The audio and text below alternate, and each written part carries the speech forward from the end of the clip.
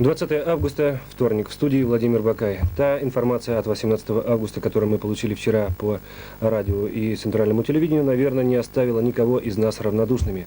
Сегодня с утра программа ДВН связалась с кем только могла в городе, чтобы как-то прояснить обстановку. Но на нашей территории нашего горсовета нет каких-либо больших военных формирований, но есть подразделения МВД и КГБ и структуры советской власти.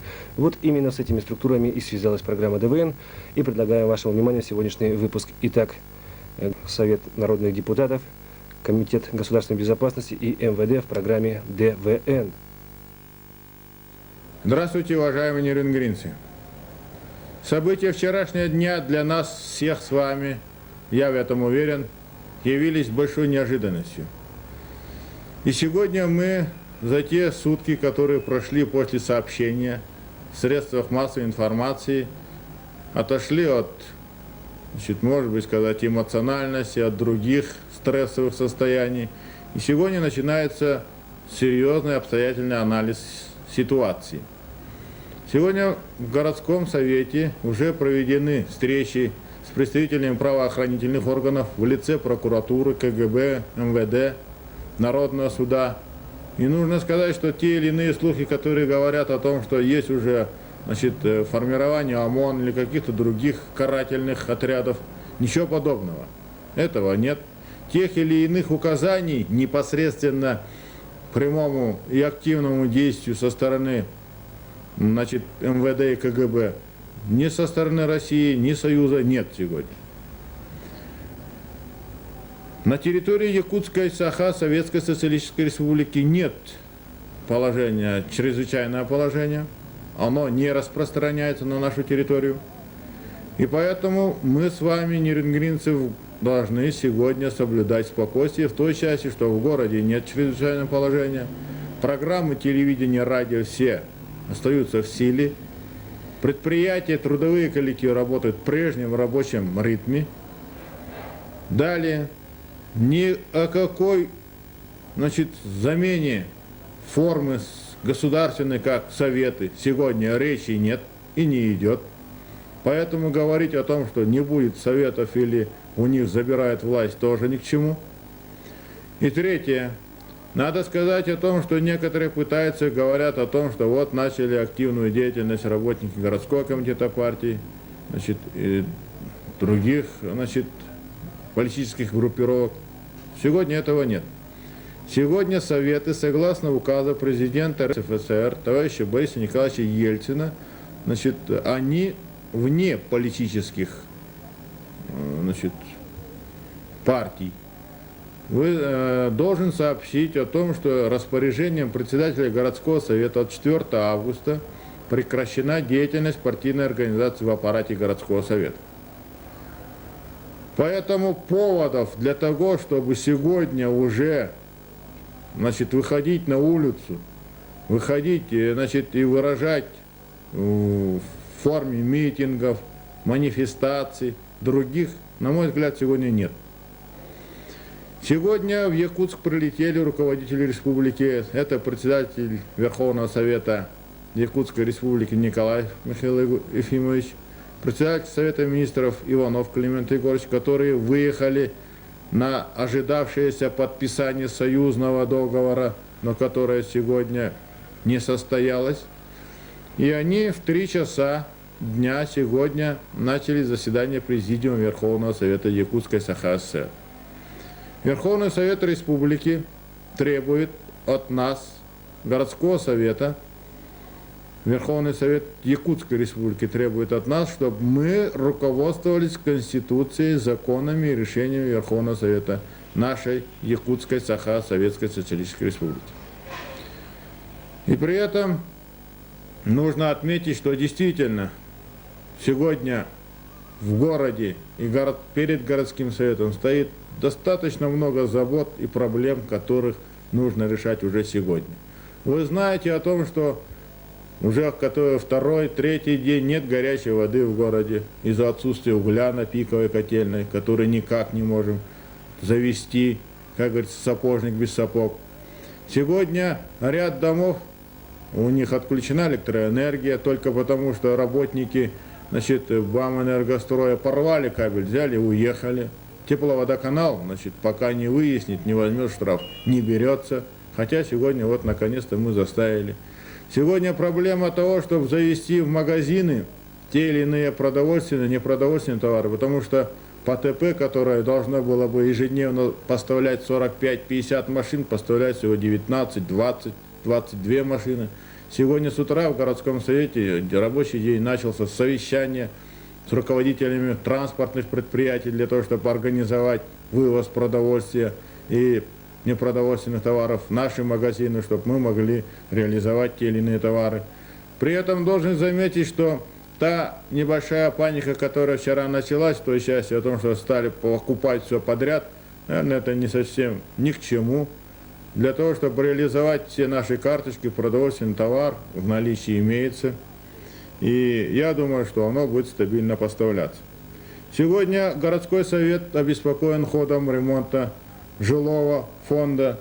Сегодня, вот по информации жилищно-коммунального хозяйства города, по ЖЭКам, если взять, только около половины домов и зданий предъявлено на приемку комиссии, которые готовят, значит, организуют подготовку к зиме.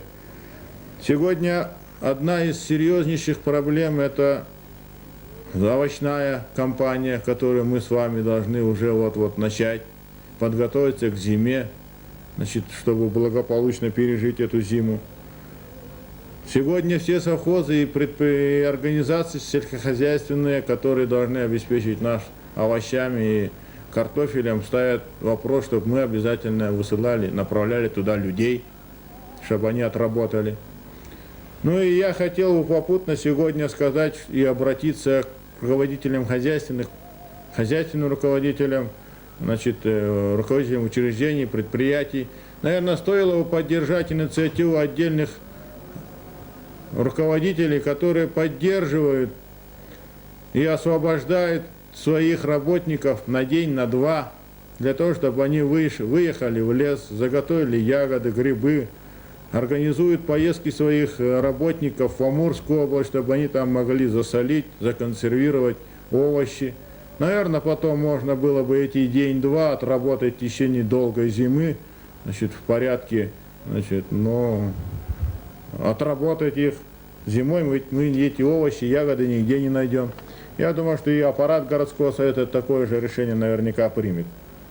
Сегодня мы занимаемся подготовкой к учебному году. Из 25 школ города сегодня уже готовы начать учебный год 3 школы. И в течение недели должны быть подготовлены остальные 22 школы. Поэтому, товарищи, жизнь не останавливается, она продолжается.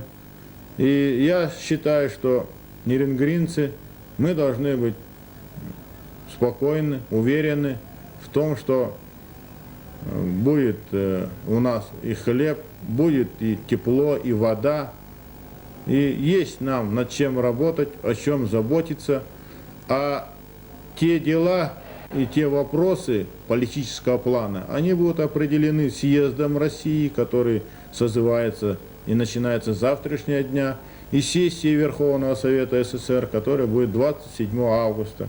У нас есть время осмотреться, значит, определиться, а затем мы с вами будем принимать те или иные решения, исходя из своих гражданской позиции, своей сознательности и своего, значит, мнения и позиции. Поэтому всего вам доброго, уверенности в завтрашнем дне. До свидания. Итак, вы слышали сообщение мэра города Торговка Леонида Афанасьевича, но события, наверное, вчерашнего дня никого из нас не оставили равнодушными. Если вы помните состав комиссии, комитета, который вчера был зачитан по центральному телевидению, туда входили представители органов комитета госбезопасности. Мы, городское телевидение, не имея возможности связаться с республикой или союзом, обращаемся к заместителю городского отдела комитета госбезопасности Кузину Александру Ивановичу с вопросом таким: на сегодняшний день есть ли какие-то директивные указания вот в связи с этими событиями? И если они есть, то какие? На сегодняшний день городской отдел Комитета государственной безопасности никаких прямых директив в связи с создавшимся политическим положением в стране не получал. Отдел продолжает работать в обычном ритме, занимается повседневной оперативной деятельностью. Вот. Ну, я думаю, что если какие-то изменения последует, необходимость каких-то, значит, действий городдела в связи с этим, то мы получим указания, как это положено, по инстанциям. Вот, ну, во всяком случае, я полагаю, маршалы напрямую солдатами никогда не командует, это невозможно, поэтому пройдет через соответствующие инстанции наше ближайшее командование в Якутске. Вот, мы получим на этот счет какие-то указания, разъяснения, тогда мы что-то можем определенно, значит, прокомментировать здесь позицию Комитета Республики в этом отношении. Вот, пока мы занимаемся в обычном ритме, никаких чрезвычайных мер мы не предпринимаем. Вот, обычной повседневной деятельностью занимается оперативный состав. Александр Иванович, на сегодняшний день только что прошла эта информация, еще как-то не сложилось определенное мнение у многих людей. На тот случай, если будут какие-то непредсказуемые последствия в нашем, допустим, городе, ваш комитет способен к каким-то решительным, реальным действиям? Ну, что иметь в виду под непредсказуемыми последствиями здесь? Я имею в виду стихийные беспорядки, выступления, там, вплоть до кровопролития. Ну, я не думаю, что обстановка в городе на сегодня у нас такова, что надо ждать откуда-то какого-то кровопролития. В общем, город работает, насколько нам известно, в нормальном тоже рабочем ритме.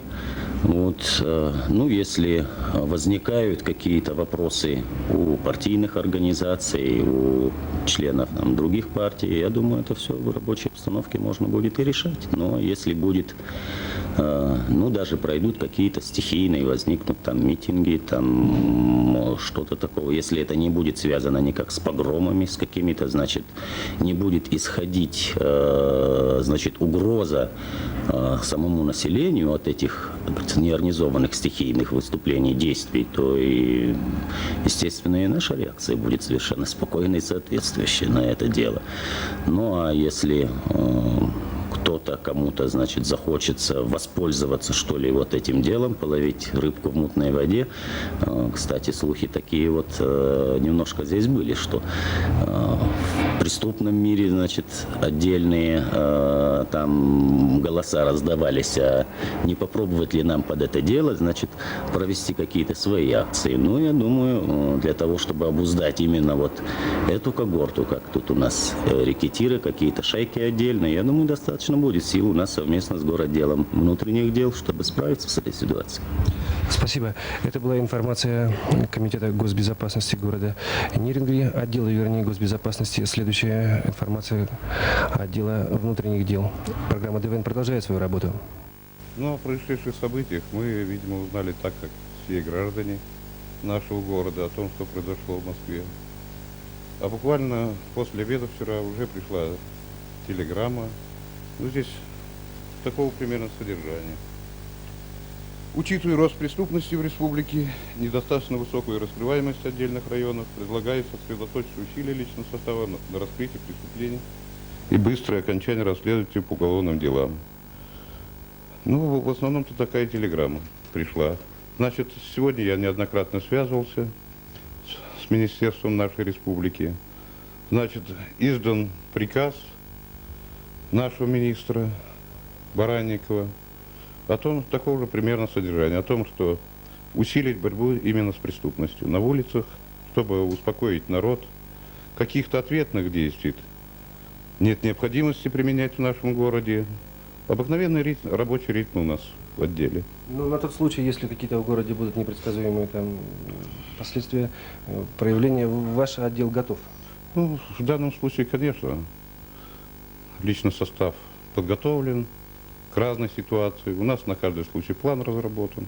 Так что ничего не должно быть. Дай бог, чтобы этого не было. Значит, вот ваше мнение личное, что сегодня в городе нет реальных предпосылок к тревоге, там, к каким-то, чтобы настороженности наших граждан. Я думаю, что нету За прошедшие сутки, как обычно, у нас по городу совершено такое же количество преступлений, каких-то отдельно проявлений тоже было не зарегистрировано.